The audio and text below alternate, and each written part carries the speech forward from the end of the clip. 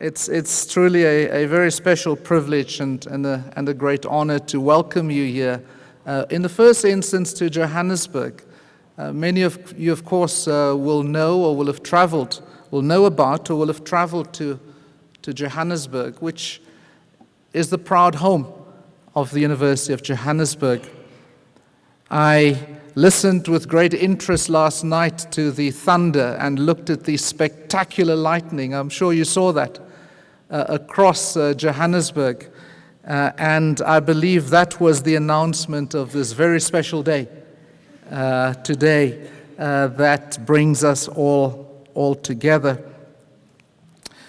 Johannesburg, of course, then is the setting for the University of Johannesburg, inasmuch as it is the setting for our peer university, which is just a stone throw away, the University of the Witwatersrand. Is there anybody here from Wits? Yeah, okay, warm welcome. So warm welcome. So Johannesburg then is the setting for two of Africa's leading universities.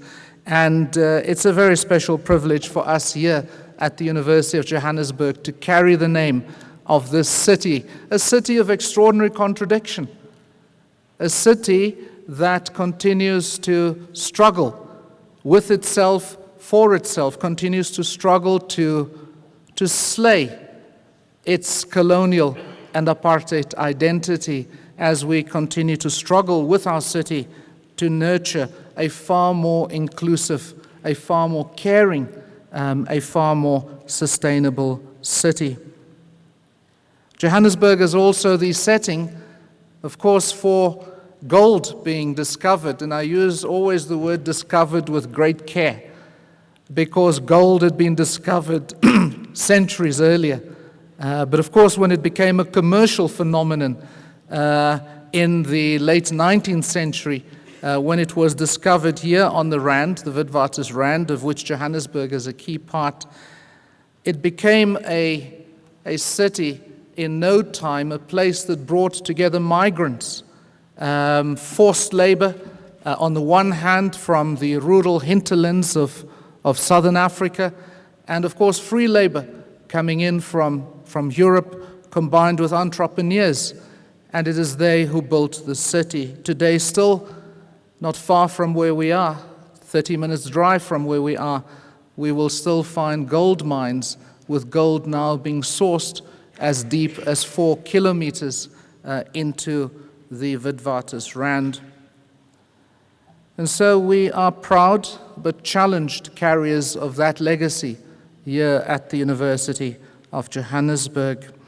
And today is a very special moment as we welcome you then to this particularly important study in Europe fair, beginning here in Johannesburg at the University of Johannesburg, and as you head off to Cape Town, I believe to the Cape Provincial University of Technology. We wish you all of the very best in your time and during your time here in South Africa, particularly in Johannesburg and in Cape Town. Allow me to extend sincere and warm appreciation to our colleagues in Campus France, or Campus Francais, for putting this event together with our colleagues at the University of Johannesburg. The significance, of course, of the Study in Europe Fair is that it is the first event within the scope of the Study in Europe project funded by the European Commission. And we understand that the Study in Europe project aims to introduce students worldwide to study in Europe, to highlight study, research, and scholarship opportunities, as you will do during the course of this day in Europe, and to connect European higher education institutions with international students and partners. We believe that Study in Europe is a 3-year project contracted by the European Commission, Directorate General for Education and Culture for the European Union, and is being implemented by a consortium involving the Academic Cooperation Association, Archimedes Foundation, the British Council, Campus France, DARD, and EP NAFIC. And we express our sincere appreciation and congratulations to the colleagues who have made this day possible, and of course the many days that lie ahead. Allow me to briefly comment on the purpose of internationalization. Traditionally, we may well conclude that its purpose has been to foster intercultural exchange, to foster learning and sharing, including embedding students in local languages and cultures and placing them in circumstances where they experience different ways of knowing, different approaches to learning and of knowledge creation and dissemination. And in the process, not only are they enhanced, that is their character, their identity, their being, but so also their communities, their societies, and their nations. I do, though, suggest that presently it may be that, but I believe far more is required from internationalization. I say this because knowledge institutions are taking on even more significant roles than they have in the 20th century and in the 19th century and before. Historically, knowledge institutions are argued to be key to delivering knowledge requirements for development. I suggest that a future theme that we must engage with collectively is that knowledge institutions, yes, indeed, they are key to delivering knowledge requirements for development. However, knowledge institutions are also key to offering solutions to the grand challenges facing human society and our planet. I say this because it must be evident that human society is in deep crisis. Deepening inequality and exclusion, perhaps ignored or bracketed out by the middle classes and the upper classes, including inequality and exclusion is reflected in voice and in influence. The global security crisis, the sharpest end, which is evident in the flows of people still continuing from Africa, North Africa, the Middle East, into Europe. And of course, the ongoing global health crises that we face. All of these suggest that human society is in peril. A colleague of ours makes the point, a colleague of ours here at our neighboring peer institution, the University of the Witwatersrand, Chilumbembe, makes the point that human society is in danger of emptying out. I put it that nation states are in danger of falling apart, in particular nation states in the south, but also, if we speak of Europe, nation states in southern Europe and in middle Europe. And this is simply because the social contract, that is the foundation stone reflected in our constitutions, provide little comfort for the poor, provide little comfort for those excluded in our nations to hold on to the idea of the nation and of the nation state. Simultaneously, our planet is in peril. It is evident in the climate crisis. It's also evident in the water crisis. Consider a nation state such as Lesotho, neighboring South Africa, embedded in South Africa, having extraordinary sources of water that supply water to this Johannesburg. And yet Lesotho is experiencing a water crisis at the moment, indeed a drought, notwithstanding the fact that it has excellent sources for water. The global energy crisis, food, and of course the troubles in our cities, simply being unsustainable.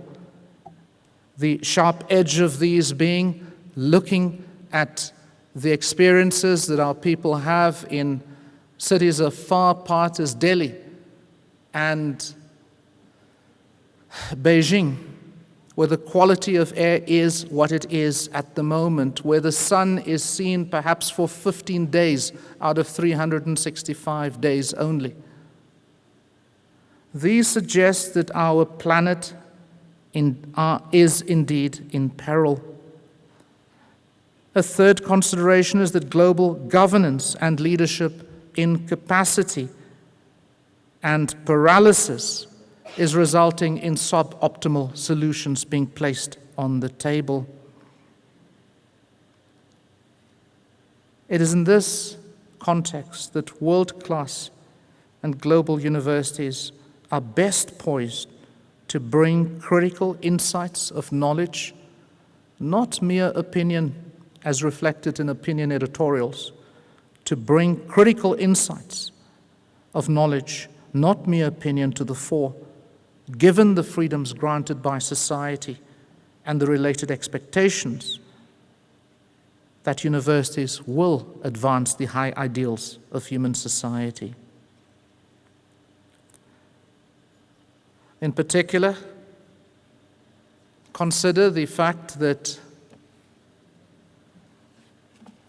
Africa's population is expected to expand from 1.2 billion to 2.2 billion by 2030, and from 2.2 billion to 4.2 billion in 2060.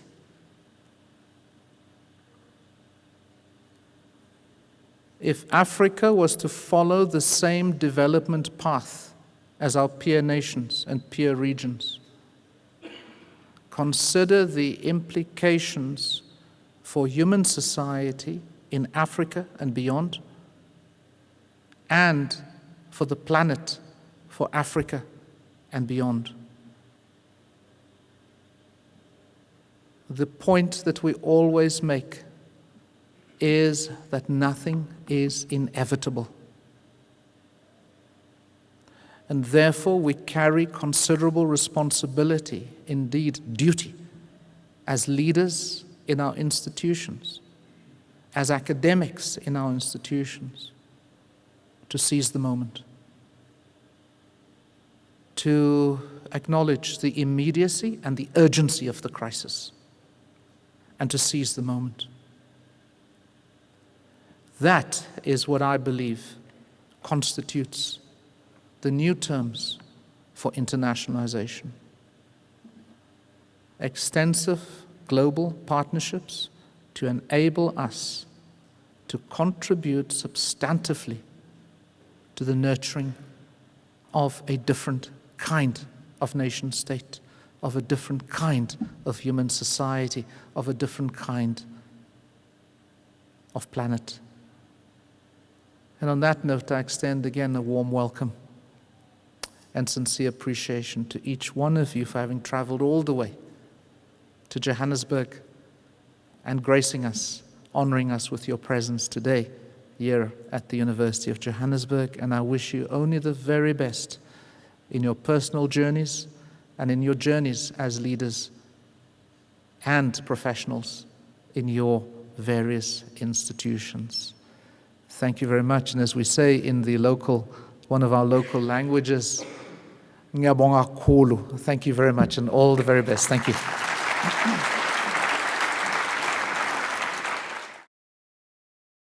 The University of Johannesburg. Rethink, reinvent.